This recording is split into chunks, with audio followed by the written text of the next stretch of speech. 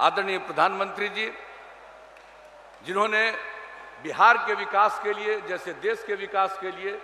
बिहार के विकास के लिए तो किया ही है, लेकिन बिहार के लिए कुछ विशेष पहल की है। इसलिए हम सब लोग उन्हीं को सुनने आए और हम तो सबसे पहले इस बात के लिए विशेष तौर पर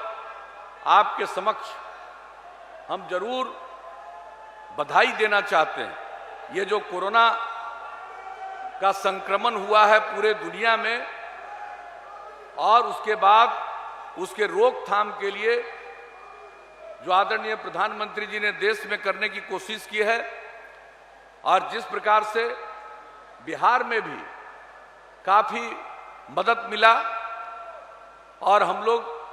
बहुत हद तक इसको नियंत्रित करने में कामयाब हुए हैं और इसके लिए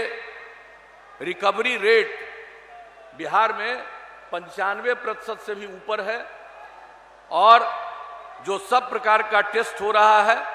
वो काफ़ी अच्छी संख्या में किया जा रहा है। ये सब काम तो किया जा रहा है, लेकिन जो सबसे बड़ी बात है कि हमारे राज्य के जो लोग दूसरे जगहों पर काम करते थे उनको लौटकर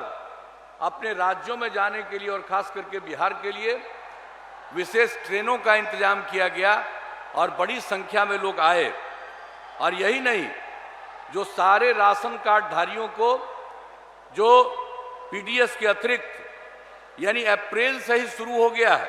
और पूरे नवंबर तक प्रति व्यक्ति 5 किलो अनाज और हर परिवार में 1 किलो दाल या चना का जो आयोजन किया गया है, कितनी बड़ी बात है। और किस तरह से जो एलपीजी कनेक्शन है उसमें मुफ्त में उन गरीब लोगों को एलपीजी का गैस सिलेंडर उपलब्ध कराया गया। प्रधानमंत्री जनधन योजना के अंतर्गत महिला लाभार्थियों को 500 रुपये प्रति माह की दर से राशि दी गई। इस तरह से प्रत्येक काम और हम लोगों से भी जो संभव है हम लोगों ने बिहार में करने की कोशिश की है। और इन सब चीजों की स्थिति में चुनाव हो रहा है और चूंकि चुनाव हो रहा है ऐसी परिस्थिति में, इसलिए समय कम है और कम समय में भी जो आदरणीय प्रधानमंत्री जी ने बिहार के लिए इतना समय दिया है, मैं इनके लिए पुनः इन्हें धन्यवाद देता हूं। और एक बात मैं आपको कहना चाहता हूं कि जो कुछ भी केंद्र के द्वारा जो प्रशंसनीय योजनाएं हैं, जितने हमारे काम कर जो किसान हैं उनको प्रति वर्ष 6,000 रुपये की सहायता देना, बिहार के विकास के लिए जो काम हो रहा, इलाज में तो 5 लाख रुपया एक परिवार के लिए देते ही हैं, लेकिन इसके अलावे जो बिहार के लिए खास तौर से विकास का काम और जिस प्रकार से सिर्फ सड़कों के लिए और पुलों के लिए 50,000 करोड़ रुपए से ज्यादा का प्रावधान किया है। प्रत्येक क्षेत्र में, अनेक क्षेत्रों में जो योजना चलाई गई है और 8 नए मेडिकल कॉलेज की स्थापना। और दरभंगा के लिए तो मैं आदरणीय प्रधानमंत्री जी को विशेष तौर पर धन्यवाद देता हूं कि आपने दरभंगा में एम्स की स्थापना का निर्णय ले लिया और यह हम लोगों की इच्छा थी। पटना में एम्स बन गया और बिहार का मेडिकल कॉलेज पटना के बाद सबसे पहले का है दरभंगा और यहां पर एम्स बना, ये बहुत बनने वाला है, ये बहुत ही प्रसन्नता की बात है। और किस तरह से एयरपोर्ट का काम चल रहा है, अब आप समझ लीजिए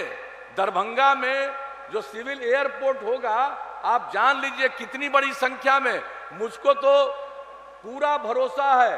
कि यह तो अंततोगत्वा दरभंगा का एयरपोर्ट एक अंतर्राष्ट्रीय एयरपोर्ट में परिणत होगा। इतने लोग हमारे यहां पर लाभान्वित होंगे। तो इन सब चीजों के लिए तो मैं हृदय से धन्यवाद देता हूं और जो भी काम करने का मौका मिला हम लोग बिहार के हित में काम कर रहे हैं। अगर आप लोग फिर मौका दीजिएगा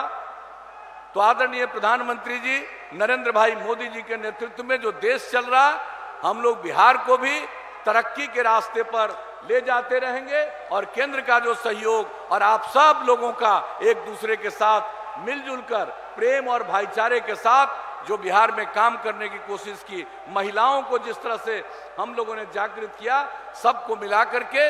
देश और आगे बढ़ेगा। अगर अगली बार आप मौका दे दिए तो निश्चित रूप से बिहार एक विकसित राज्य में परिणत होगा, इसका मुझे पूरा भरोसा है। और यही कहते हुए हम आप सब से यही निवेदन करेंगे कि एक एक वोट एनडीए के सभी उम्मीदवारों को आप जिताइएगा, विजयी बनाइएगा। यही आप सब लोगों से आग्रह है और निवेदन है, और हम सब लोगों को आदरणीय प्रधानमंत्री जी को सुनना है। इन्हीं शब्दों के साथ मैं सब आपको पुनः धन्यवाद देते हुए अपनी बात को समाप्त करता हूं। एबीपी न्यूज आपको रखे आगे।